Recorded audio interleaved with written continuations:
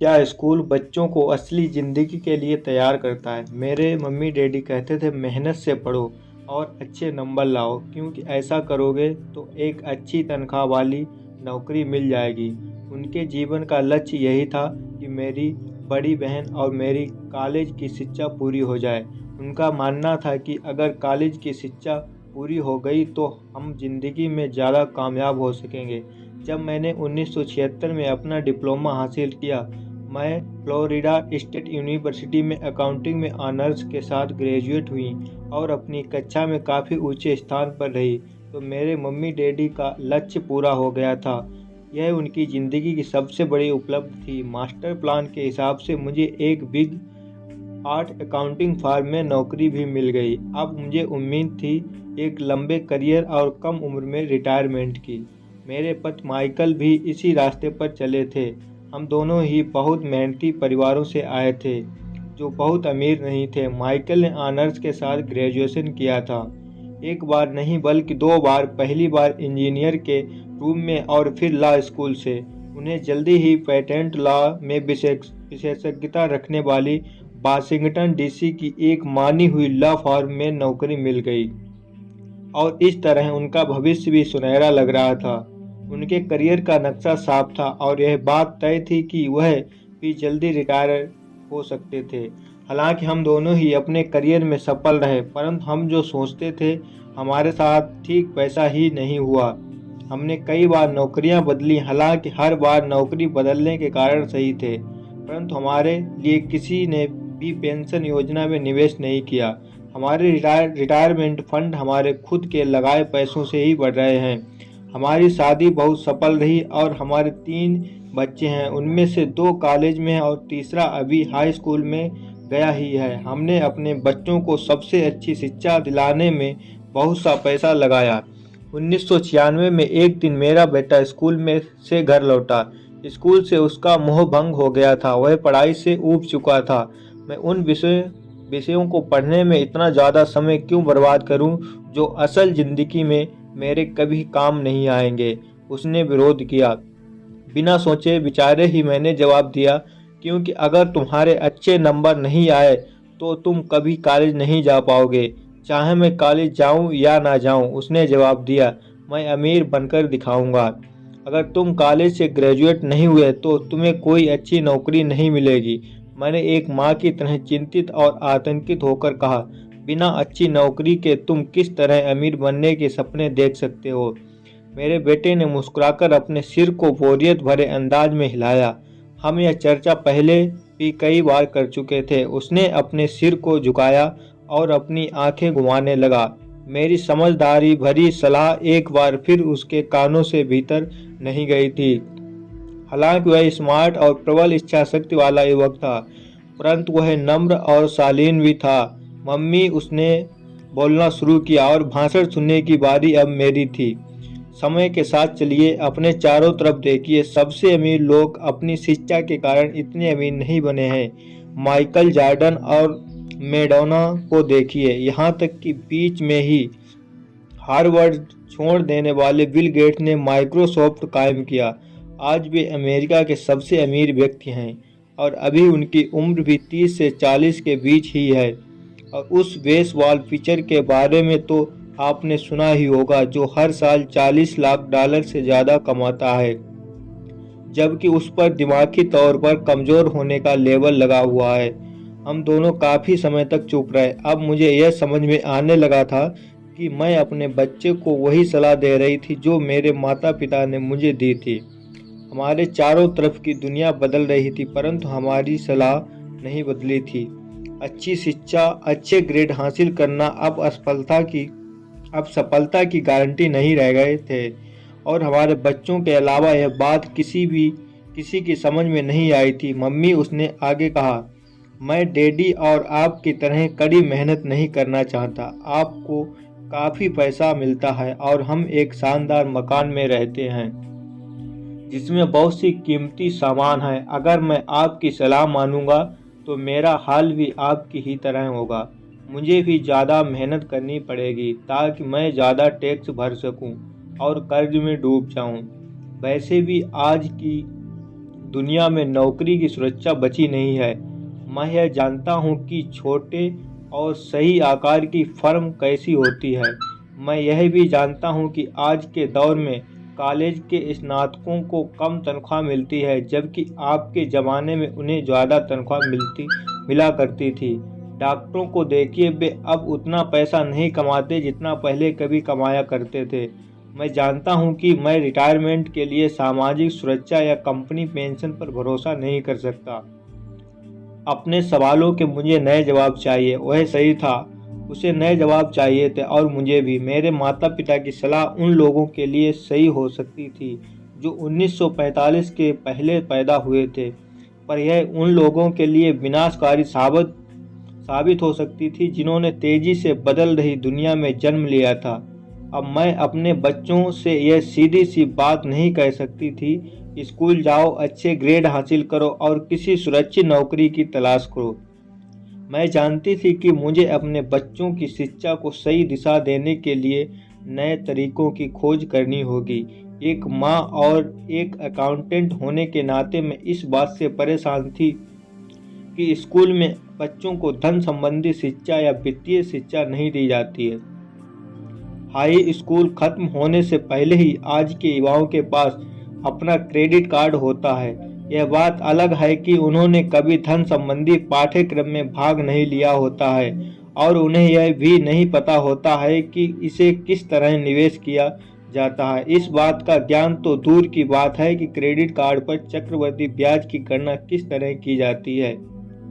इसे आसान भाषा में कहें तो उन्हें धन संबंधी शिक्षा नहीं मिलती और यह ज्ञान भी नहीं होता कि पैसा किस तरह काम करता है। इस तरह वे उस दुनिया का सामना करने के लिए कभी तैयार नहीं हो पाते जो उनका इंतजार कर रही है। एक ऐसी दुनिया जिसमें बचत से ज़्यादा खर्च का महत्व दिया जाता है। जब मेरा सबसे बड़ा बेटा कॉलेज की शुरुआती दिनों में अपने क्रेडिट कार्ड को लेकर कर्ज में डूब गया तो मैंने उसके क्रेडिट कार्ड को नष्ट करने में उसकी मदद की। साथ ही मैं ऐसी तरकीब भी खोजने लगी जिससे मेरे बच्चों में पैसे की समझ आ सके। पिछले साल एक दिन मेरे पति ने मुझे अपने ऑफिस से फ़ोन किया। मेरे सामने एक सज्जन बैठे हैं और मुझे लगता है कि तुम उससे मिलना चाहोगे। उन्होंने कहा, उनका नाम रॉबर्ट कियोसाकी है। वे एक व्यवसायी और निवेशक हैं तथा वे एक शैक्षणिक उत्पाद का पेटेंट करवाना चाहते हैं। मुझे लगता है कि तुम इसी चीज़ की तलाश कर रही थी जिसकी मुझे तलाश थी। मेरे पति माइक रॉबर्ट कियोसाकी द्वारा बनाए जा रहे नए शैक्षणिक उत्पाद कैश फ्लो से इतने प्रभावित थे कि उन्होंने इसके परीक्षण में हमें बुलवा लिया। यह एक शैक्षणिक खेल था, इसलिए मैंने स्थायी विश्वविद्यालय में पढ़ रही अपनी 19 वर्षीय बेटी से भी पूछा कि क्या वह मेरे साथ चलेगी, और वह तैयार हो गई। इस खेल में हम लगभग 15 लोग थे जो 3 समूह में विभाजित थे। माइक सही थे, मैं इसी तरह के शैक्षणिक उत्पाद की खोज कर रही थी। एक किसी रंगीन मोनोपोली बोर्ड की तरह लग रहा था जिसके बीच में एक बड़ा सा चूहा था, परंतु मोनोपोली से यह इस तरह अलग था कि इसमें 2 रास्ते थे, एक अंदर और दूसरा बाहर। खेल का लक्ष्य था अंदर वाले रास्ते से बाहर निकलना, जिसे रॉबर्ट चूहा दौड़ कहते थे, और बाहरी रास्ते पर पहुंचना या तेज रास्ते पर जाना। रॉबर्ट के मुताबिक तेज रास्ता हमें यह बताता है कि असल जिंदगी में अमीर लोग किस तरह पैसे का खेल खेलते हैं। रॉबर्ट ने हमें चूहा दौड़ के बारे में बताया। अगर आप किसी भी औसत रूप से शिक्षित कड़ी मेहनत करने वाले आदमी की जिंदगी को देखें तो उसमें आपको एक सा ही सफर दिखेगा। बच्चा पैदा होता है, स्कूल जाता है, माता पिता खुश हो जाते हैं क्योंकि बच्चे को स्कूल में अच्छे नंबर मिलते हैं और उसका दाखिला कॉलेज में हो जाता है। बच्चा स्नातक हो जाता है और फिर योजना के अनुसार काम करता है। वह किसी आसान सुरक्षित नौकरी या करियर की तलाश करता है। बच्चे को ऐसा ही काम मिल जाता है, शायद वह डॉक्टर या वकील बन जाता है, या वह सेना में भर्ती हो जाता है, या फिर वह सरकारी नौकरी करने लगता है। बच्चा पैसा कमाने लगता है, उसके पास थोक में क्रेडिट कार्ड आने लगते हैं, और अगर वह अब तक उसने खरीदारी करना शुरू नहीं किया है तो अब जमकर खरीदारी शुरू हो जाती है। खर्च करने के लिए पैसे पास में होते हैं तो वह उन जगहों पर जाता है जहां उसकी उम्र के ज़्यादातर नौजवान जाते हैं। लोगों से मिलते हैं, डेटिंग करते हैं और कभी कभार शादी भी कर लेते हैं। अब जिंदगी में मजा आ जाता है क्योंकि आजकल पुरुष और महिलाएं दोनों नौकरी करते हैं। दो तनख्वाहें बहुत सुखद लगती हैं। पति पत्नी दोनों को लगता है कि उनकी जिंदगी सफल हो गई है। उन्हें अपना भविष्य सुनहरा नजर आता है। अब वे घर, कार, टेलीविजन खरीदने का फैसला करते हैं, छुट्टियां मनाने कहीं चले जाते हैं और फिर उनके बच्चे हो जाते हैं। बच्चों के साथ उनके खर्चे भी बढ़ जाते हैं। खुशहाल पति पत्नी सोचते हैं कि ज़्यादा पैसा कमाने के लिए अब उन्हें ज़्यादा मेहनत करनी चाहिए। उनका करियर अब उनके लिए पहले से ज़्यादा मायने रखता है। वे अपने काम में ज़्यादा मेहनत करने लगते हैं ताकि उन्हें प्रमोशन मिल जाए या उनकी तनख्वाह बढ़ जाए। तनख्वाह बढ़ती है पर उसके साथ ही दूसरा बच्चा पैदा हो जाता है। अब उन्हें एक बड़े घर की ज़रूरत महसूस होती है। वे नौकरी में और भी ज़्यादा मेहनत करते हैं, बेहतर कर्मचारी बन जाते हैं और ज़्यादा मन लगाकर काम करने लगते हैं। ज़्यादा विशेषज्ञता हासिल करने के लिए वे एक बार फिर किसी स्कूल में जाते हैं ताकि वे ज़्यादा पैसे कमा सकें। हो सकता है कि वे दूसरा काम भी खोज लें। उनकी आमदनी बढ़ जाती है परंतु उस आमदनी पर उन्हें इनकम टैक्स भी चुकाना पड़ता है। यही नहीं, उन्होंने जो बड़ा घर खरीदा है उस पर भी टैक्स देना होता है। इसके अलावा उन्हें सामाजिक सुरक्षा का टैक्स तो चुकाना ही है। इसी तरह बहुत से टैक्स चुकाते चुकाते उनकी तनख्वाह चुक जाती है। वे अपनी बढ़ी हुई तनख्वाह लेकर घर आते हैं और हैरान होते हैं कि इतना सारा पैसा आखिर कहाँ चला जाता है। भविष्य के लिए बचत के हिसाब से वे कुछ म्यूचुअल फंड भी खरीद लेते हैं और अपने क्रेडिट कार्ड से घर का किराना खरीदते हैं। उनके बच्चों की उम्र अब 5 या 6 साल हो जाती है। यह चिंता भी उन्हें सताने लगती है कि बच्चों के कॉलेज की शिक्षा के लिए भी बचत जरूरी है। इसके साथ ही उन्हें अपने रिटायरमेंट के लिए पैसा बचाने की चिंता भी सताने लगती है। 35 साल पहले पैदा हुए ये खुशहाल दंपति अब अपनी नौकरी के बाकी दिन चूहा दौड़ में फंसकर बिताते हैं। वे अपनी कंपनी के मालिकों के लिए काम करते हैं, सरकार को टैक्स चुकाने के लिए काम करते हैं और बैंक में अपनी गिरवी संपत्ति तथा क्रेडिट कार्ड के कर्ज को चुकाने के लिए काम करते हैं। फिर वे अपने बच्चों को यह सलाह देते हैं कि उन्हें मन लगाकर पढ़ना चाहिए या अच्छे नंबर लाने चाहिए और किसी सुरक्षित नौकरी की तलाश करनी चाहिए।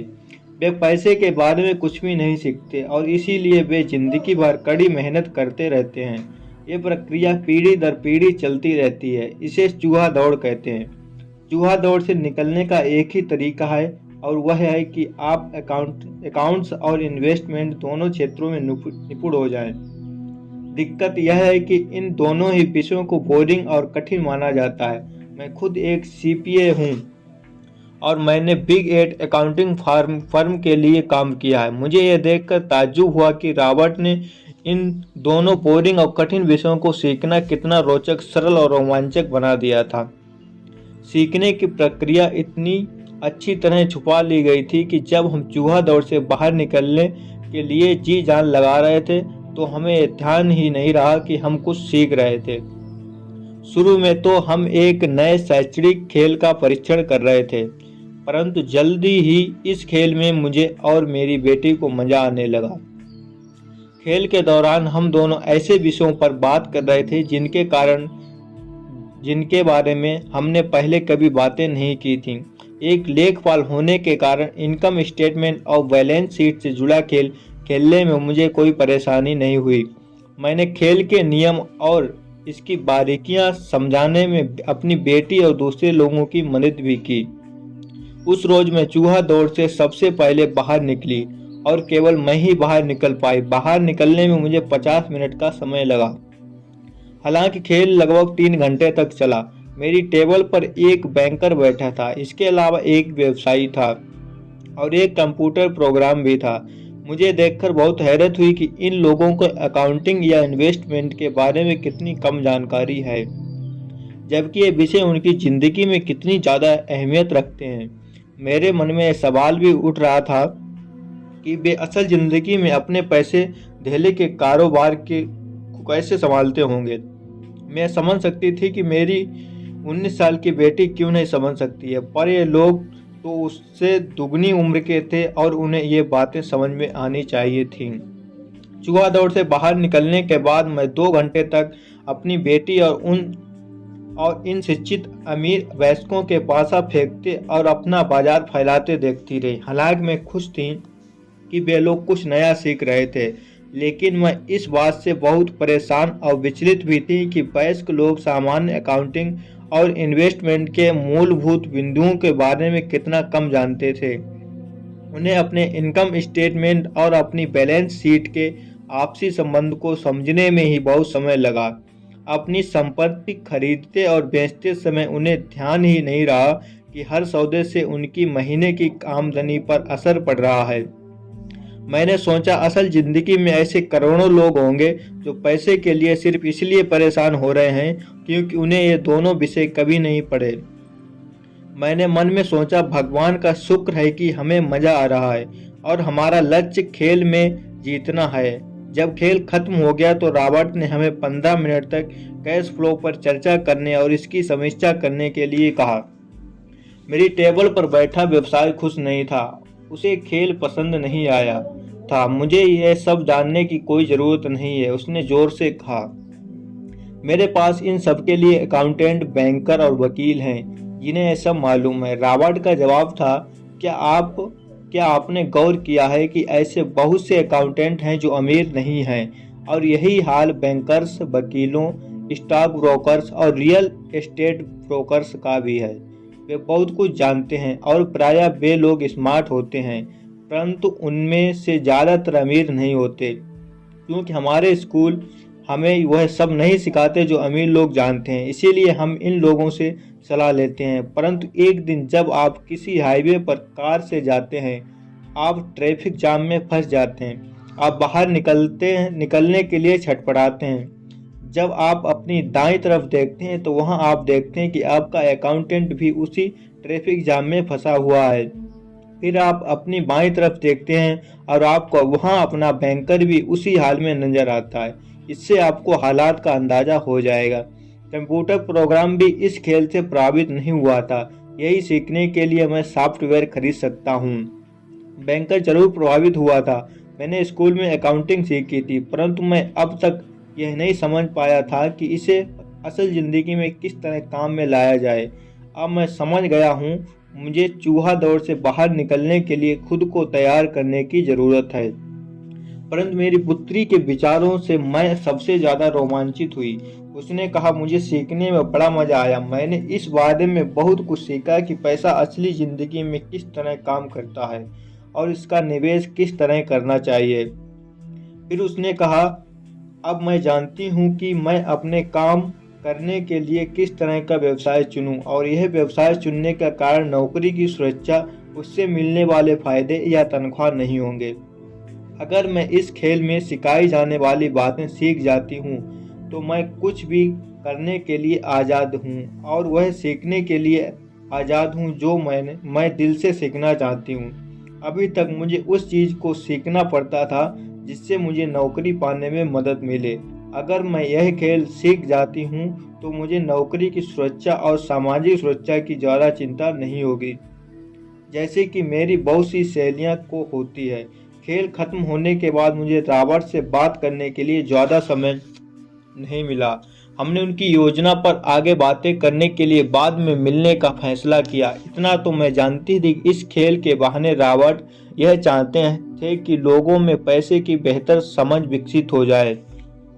यही कारण था कि मैं उनकी योजनाओं के बारे में ज़्यादा जानने के लिए उत्सुक थी। मेरे पति और मैंने रॉबर्ट और उनकी पत्नी के साथ अगले हफ्ते डिनर मीटिंग रख ली। हालांकि यह हमारा पहला सामाजिक मेल जोल था, फिर भी हमें ऐसा महसूस हो रहा था जैसे हम एक दूसरे को बरसों से जानते हों। हमने पाया कि हमें बहुत सी बातें एक जैसी हैं।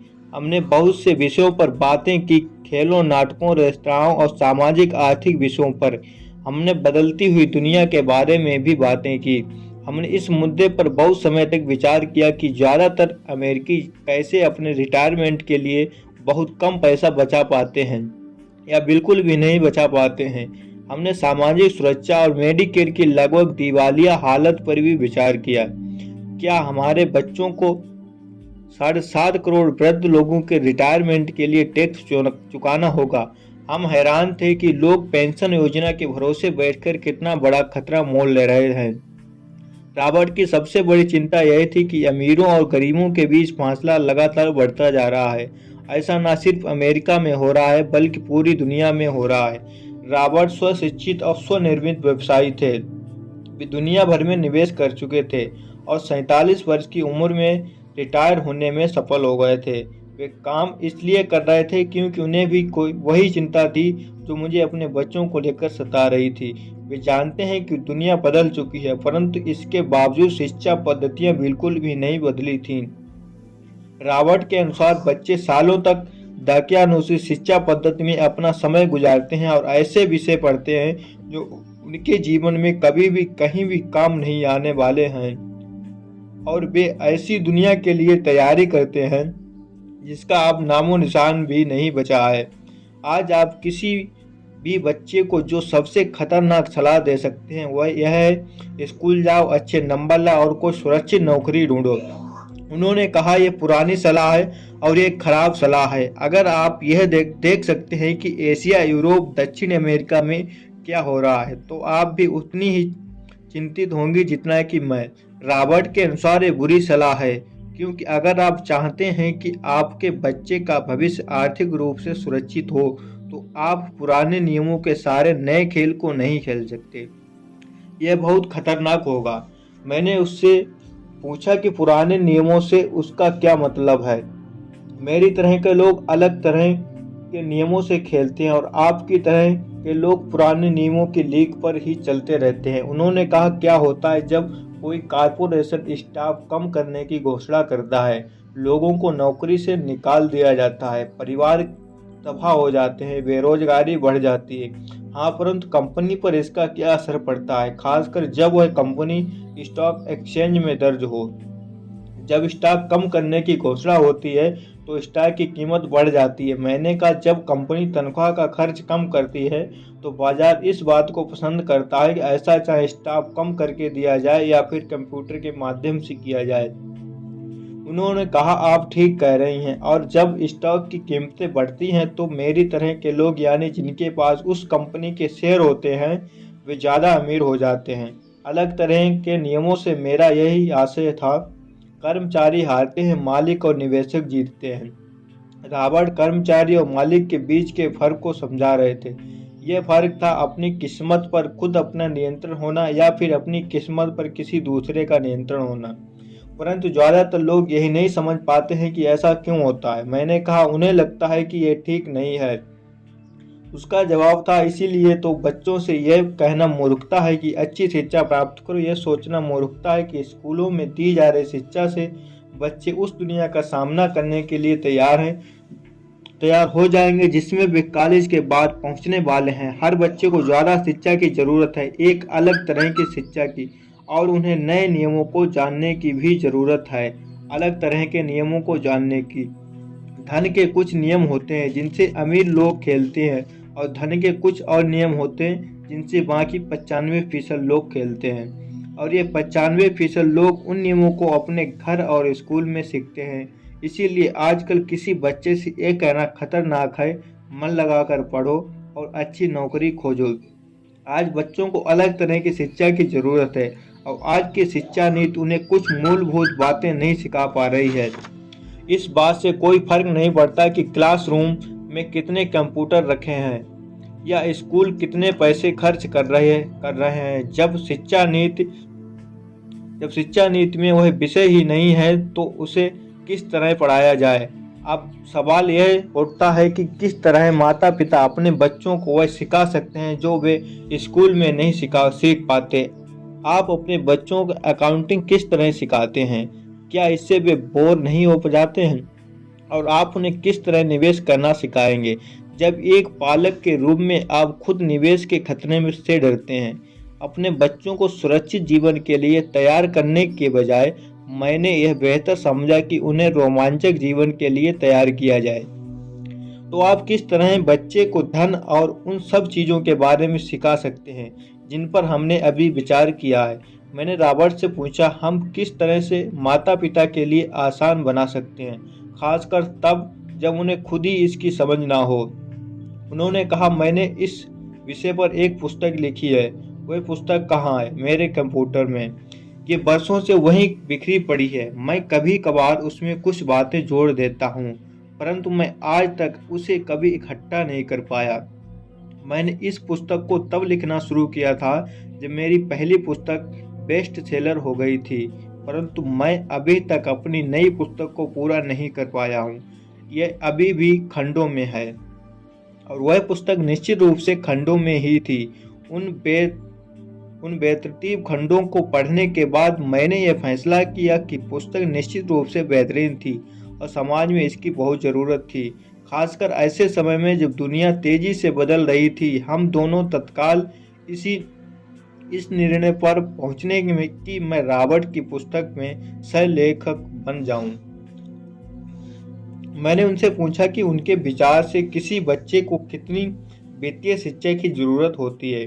उन्होंने कहा कि इस बच्चे पर निर्भर करता है कि अपने बचपन में ही उन्होंने यह ज्ञान लिया था कि वे अमीर बनना चाहते थे, और उन्हें एक ऐसे पिता स्वरूप व्यक्ति मिल गए थे जो अमीर थे और जो उनका मार्गदर्शन करने के इच्छुक भी थे।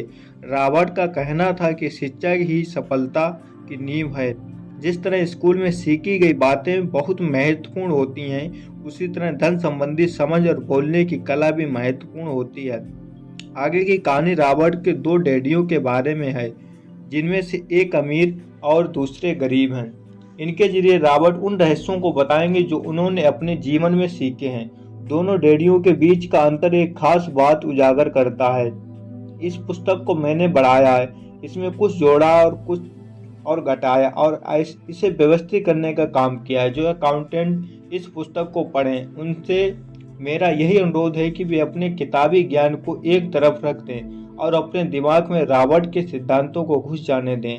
हालांकि उनमें से कई सिद्धांत पहली नज़र में गलत लगेंगे, अकाउंट्स के सिद्धांतों की बुनियादी बातों को चुनौती देते लगेंगे, परंतु ये याद रखें कि वे एक महत्वपूर्ण दृष्टि देते हैं कि किस तरह सच्चे निवेशक अपने निवेश के फैसलों का विश्लेषण करते हैं।